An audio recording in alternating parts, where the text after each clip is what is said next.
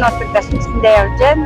Ингээ ээж маань маш сайхан дуудаг хүн байсан. Ингээд ээж аав хангийн тусгал зориулаад сумынхаа 100 жилийн зориулаад өөрөө чадсан нэг дуу клип хийгээд ингээд клипийн зураг авалтаа явж байна.